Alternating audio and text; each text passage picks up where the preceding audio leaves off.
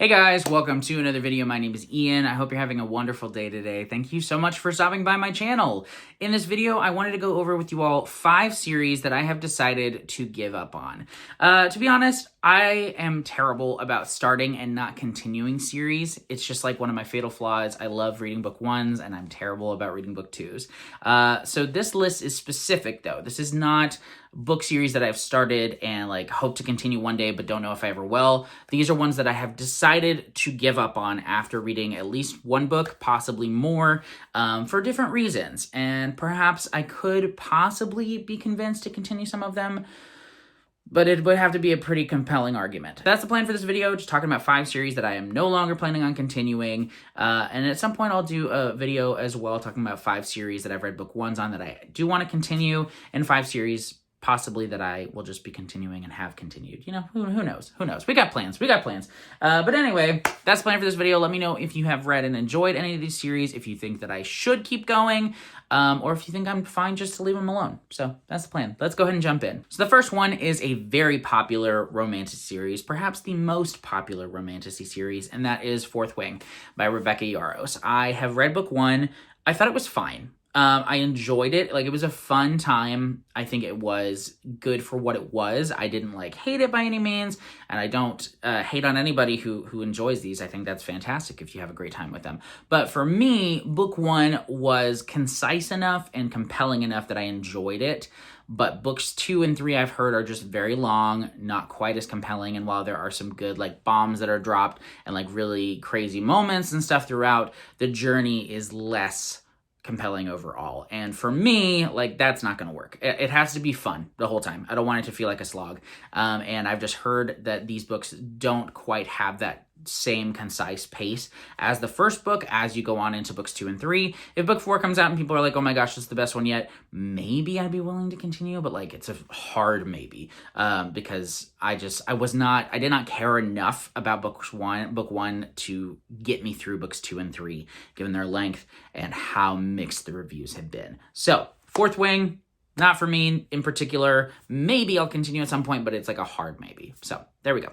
Switching lanes, we have a crime series that I have just decided to DNF because book 1 I had very, very high expectations for, and it was fine overall. It did not quite meet my expectations, so I'm just feeling not very enthusiastic about continuing. The series I'm talking about, the first book is called The Power of the Dog. It's by Dawn Winslow.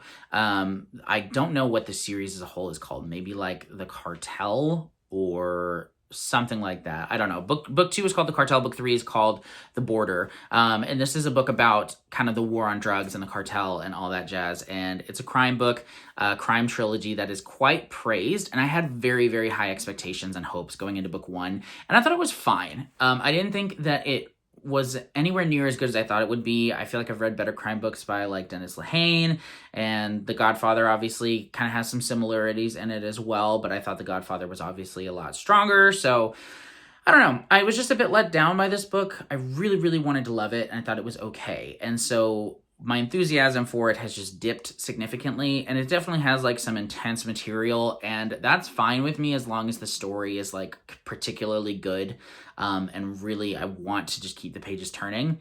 But I kind of pushed myself to finish book 1, and because of that, I don't have any interest in book 2. I really don't. This one is probably, of all of these books, the one I could be most convinced to continue, because I think if I just lower my expectations a little bit, maybe I could enjoy it a lot more. I have enjoyed a trilogy by this author, that being the Danny Ryan trilogy. But I don't know. I'm just not feeling it right now. I'm really not. I was a bit let down by book 1. So this is one that I do plan on leaving behind. If you really love it, let me know, and maybe I'll continue, but I don't think so. The third book is one that I just was not as impressed by as I thought I would be. I don't know why. Just something about it seemed like it would be like such a good and fun time and right up my alley. The book is Clown in a Cornfield by Adam Cesar. I'm not sure how you say his name. I will say this book did get a movie adaptation this year that got some praise, so I probably will watch the movie, and maybe that could spark some interest in me to continue on. But as of right now, I just was not blown away by book 1. I thought it would be a really fun slasher type horror book. You have this character that seems like he should be like very, not like charismatic, but like a very present villain, you know, in what was his name? Something the Clown. Friendo the Clown. I almost said Fundo. So, not Fundo, Friendo the Clown. Should be quite the compelling villain, but he wasn't. Like, it literally, there was no clown aspect in it. It just felt very, like, attention grabby, like, oh, it's a book about a slasher clown, but, like, the clown didn't seem like a clown. It was just some slasher wearing a clown mask and acting like your typical slasher. Aside from a twist that comes past the halfway point that was kind of interesting, but I guess I just had certain hopes and desires from what I would receive from this book, and it didn't meet those desires. And while the story that Adam wanted to tell in this is a perfectly fine horror story and a unique enough approach to the genre, I wanted something different from this book. And so if I ever feel the urge to read a story that is like the story he is telling, then maybe I'll pick it up, but it just didn't quite scratch the itch that I came for it to scratch. That's a weird sentence, but yeah. So that's how I feel about that. It's just, there are so many other horror books I want to read that this one is no longer at all a priority for me. So the third series I want to talk to you about is an epic fantasy series, that being Memory, Sorrow, and Thorn by Tad Williams. Whew, I struggled with book one. I really did. I was planning on participating in a readathon or a read-along hosted by Josh from Red Fury Books earlier this year. And I started off with a bang in January, jumping in to book one. The Dragonbone Chair was the first book I started this year. And what a way to start the year, because I struggled with this book. It is classic fantasy. It is slow burn in book one. And I've heard that book three is really good and kind of like pays off on a lot of things, but I've heard book two is definitely a slog.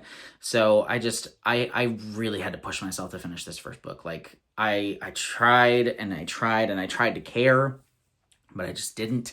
And so I made it to the end, but I'll be honest, like I was pushing that speed on audiobook. I was, because I could not care less about what was going on in this one. And I don't think this is really a hot take. I think a lot of people struggle with this series, but the people who love this series are very passionate about it. So I hate to break it to you, but I just could not do it.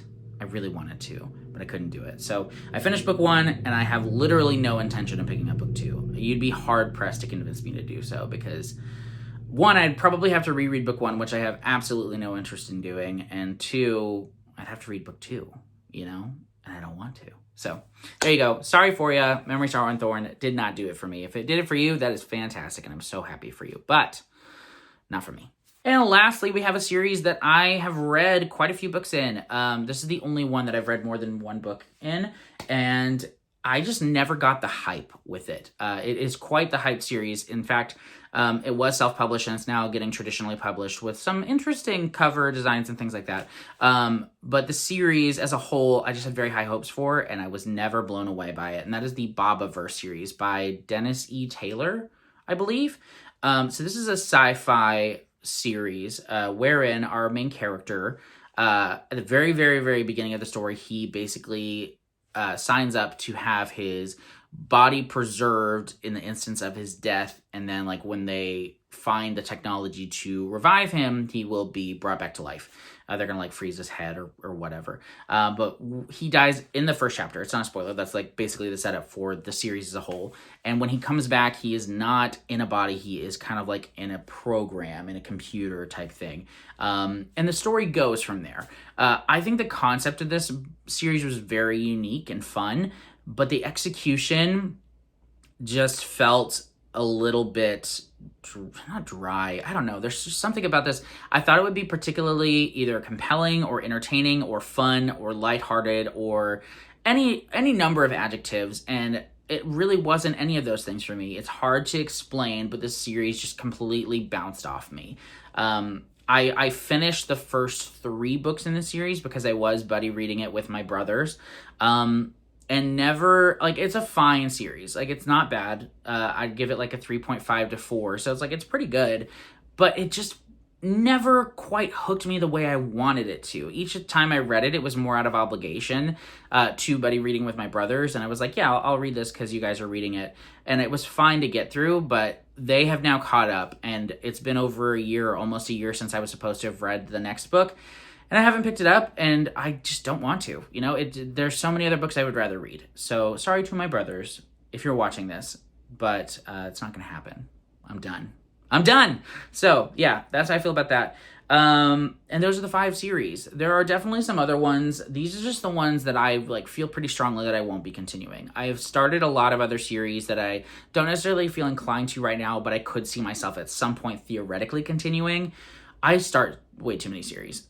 So a lot of those fall into kind of that gray area where I'm like, yeah, I'd love to continue that, but I never will. But these are the ones that I'm just like, you know what? I got to give up on some, and these are the ones I'm giving up on. So let me know what you think of this video. Let me know what you think of these series. If you hard disagree with me and think I should continue them, feel free to plead your case in the comments.